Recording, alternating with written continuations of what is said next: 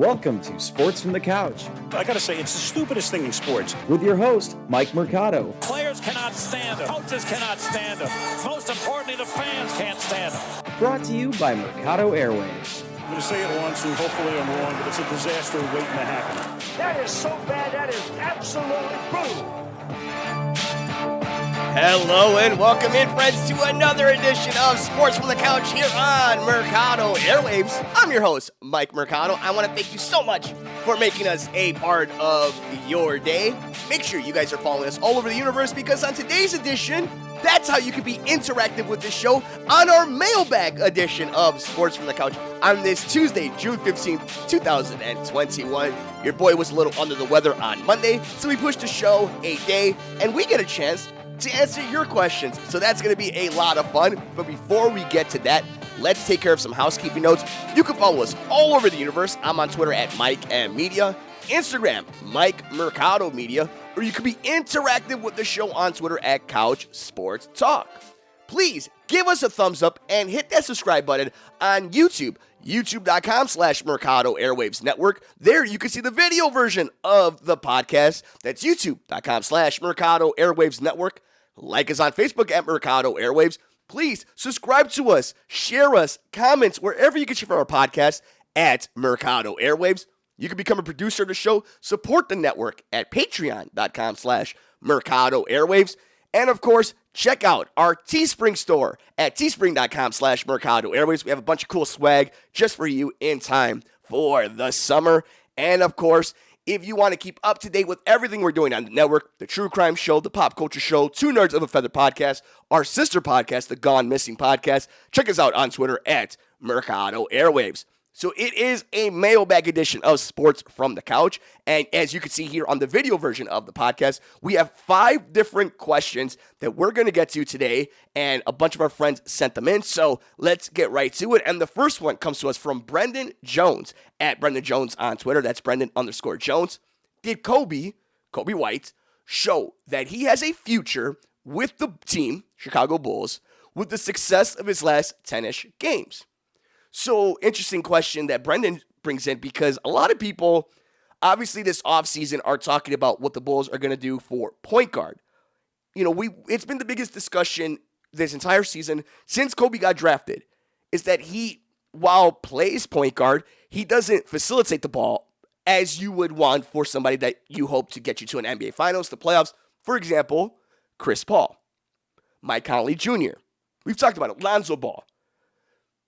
Coby does so many other things, though. First of all, the dude's a killer, right? Like, that is straight from it. He's got ice in his veins. So that is something you can't, all NBA players think they can shoot the hell out of the ball. But there's certain dudes where it doesn't matter if they go 0 for 22, they go 2 for 12, or they hit all 15 of their shots. They're going to put them up. And Coby falls under that.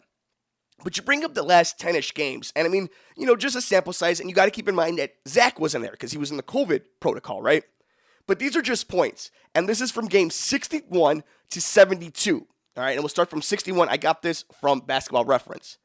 17 points, 12, 21, 12, 23, 14, 25, 21, 26, 17, 3, and 19. So there were games where he balled out. There were games where he was okay. But this is where, you also have to be fair. Look at some of these assist numbers. 5, 9, 7, 3, 5, 6, 5, 3, 4, 10, 6, and 5. So even when he has the ball, he's controlling the offense, he doesn't have all that many assists. He's not getting other people involved. He is somebody who, if you give him the ball in motion or he could create his own shot, he's going to cause trouble. But he's not going to do that for other dudes, at least right now. And this is a very basic, criticism of Coby, and it's so minute in the grand scheme of things because all these dudes are ballers. But if you're looking for the criticism, that's what it is right there. So this last 10 games, yeah, he balled out. He played well. The Bulls missed the playoffs. And the biggest compliment I can say about Coby when it comes to on the court is the same thing that I use to, again, give some criticism towards Lauri Markkanen. It's when Zach was gone, he stepped up. He brought his game to another level. He did things he was supposed to do to help the team as much as he can. And that's what Coby did. That's an intangible. And he listens and he wants to be great. Shout out to Mo Cheeks that took him under his wing. I think there's a lot of greatness in Coby. Do I think it's the starting point guard of an NBA championship team? Probably not. Can he be a starter on certain teams? Yeah. Will he be a great sixth man if he stays healthy and if everything kind of keeps going right? Yes.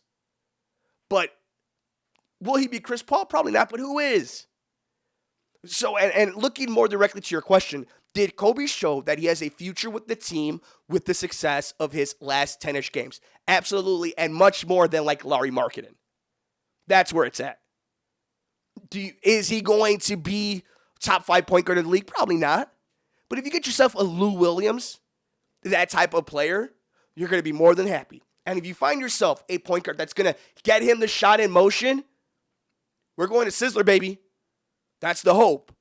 So, yes, I think he has shown that he has a future with this team. I don't think necessarily that it was so much do or die as much as it was for like Larry Marketing to prove it. I think he had some leeway, but even with that leeway, he took full advantage of it. So, yeah, Coby definitely gets a passing grade, and we saw much more development in him, and I think we're seeing the maturation of him. So I'm super excited. He has a whole training camp coming ahead of him, summer camp, same thing with Patrick Williams in the summer league. So I'm excited to see where the young guys go moving forward, heading into this offseason and into the next season for a full NBA calendar. All right, thank you, Brendan. Coming up, we got some more Bulls Suck. This is from Patrick Williams Fan Club / The Claw at GOAT Season 99. Is there a way to trade for Damian Lillard without including the paw? Shout out to Patrick Williams Fan Club, and I understand why you would be hyped about Patrick Williams. Look it, I think Patrick Williams is going to be a nice player. Ceiling is high, right? We don't know what it is, but there's a reason why there's a lot of hype behind him. With that, we have to be fair, and we have to be open and willing to give constructive criticism and be honest with ourselves and with the peoples. Use the peoples. He struggled at the end of the season. And we heard Billy Donovan talk about we need him to take shots. He needs to make shots. This was his first year. And he's what, like a big puppy, right? He doesn't realize how big he is, how big his paws are, but you know he's going to be this giant. He has everything it takes. But the reason I'm saying all that, if you think that Vucevic and Zach LaVine are ready to win a title, those two, if you think that though they are on a level like a KD, Kyrie, Harden, Giannis, Booker, CP3, Donovan Mitchell, if you think they're on that level, that they could win a title, that they can be a threat to people in a 7-game series, then you trade everybody to get a Damian Lillard. Period. You know, as a fan, I understand wanting to hold on to as much as we can while still getting greatness. Trades are a two-way street. Portland is not going to say, yes, take one of our greatest players of all time, and we'll take maybe Kawhi Light. And that's not fair to Patrick Williams, but that's how you got to think about these things. Why would Portland make that trade? Hell, if you can pull off getting Dame, why aren't you trying to pull off getting, I don't know, Giannis? There are plenty of other ways to go at this. I think if we're playing NBA 2K and you could pull something off, why not? But in real life, you're still talking about chemistry. You're still talking about money.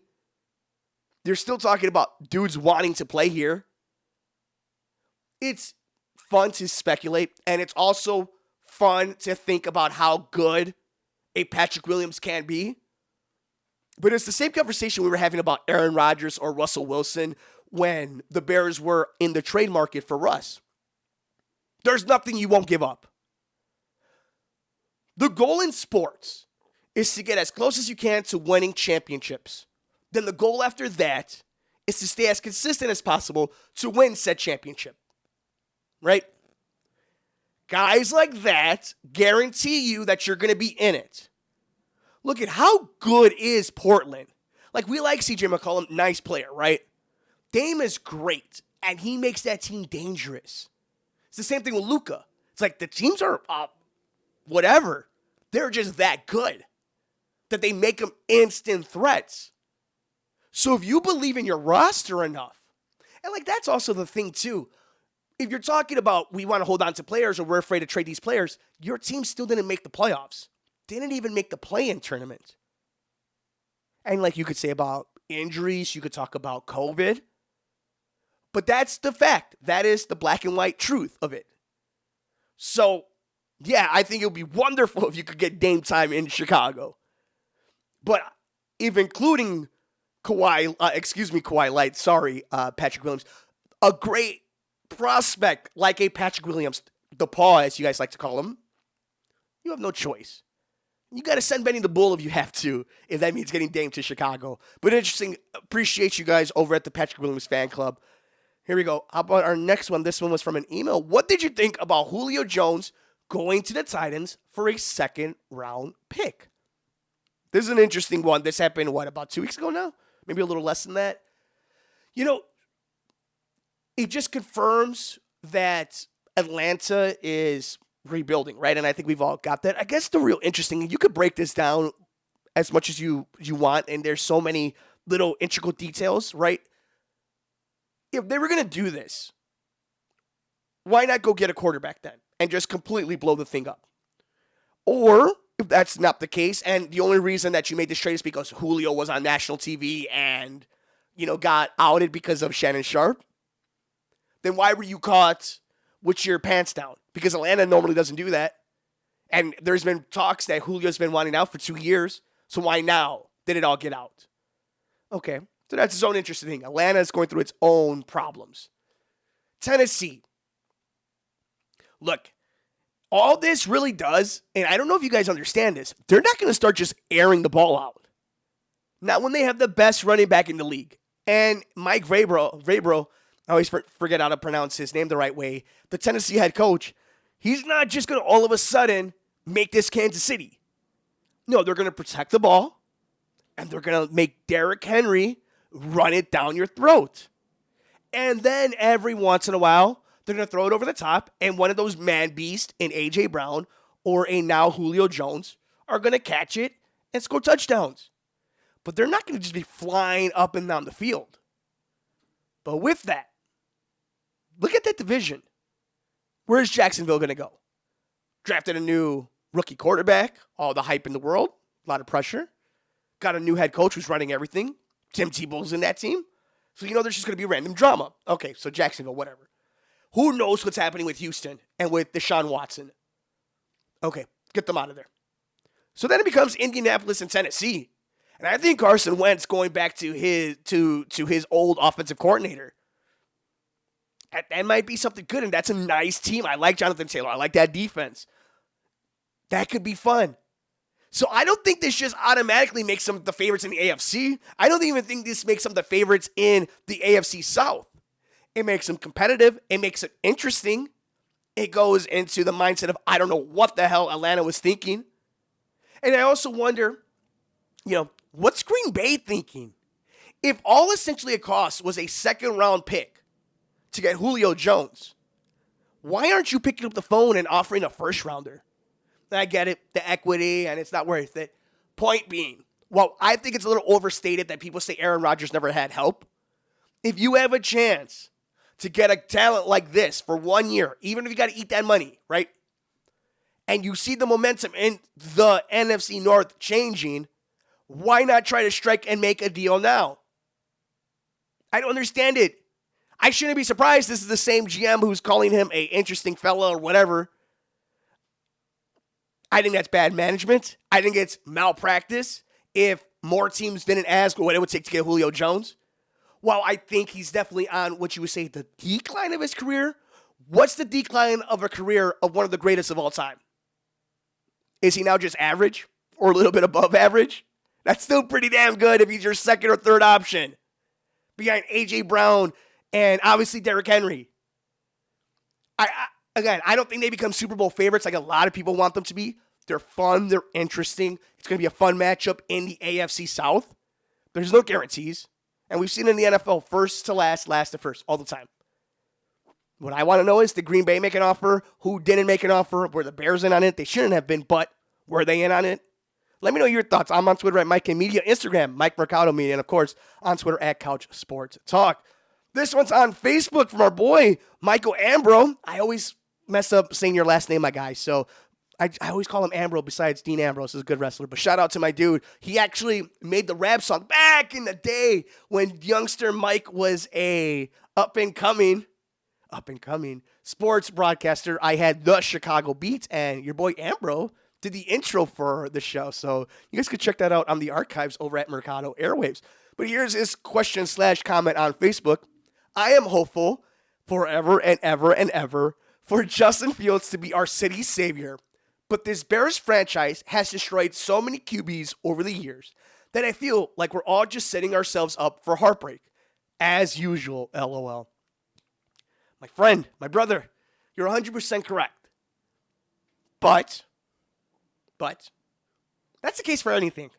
That's the case for Jacksonville right now with Trevor Lawrence, San Francisco with Trey Lance, what you're seeing with Zach Wilson and the Jets. It's like that's a thing. There's always a chance that the guy you drafted will be a flop. Because what are the percentages of you getting the Hall of Famer?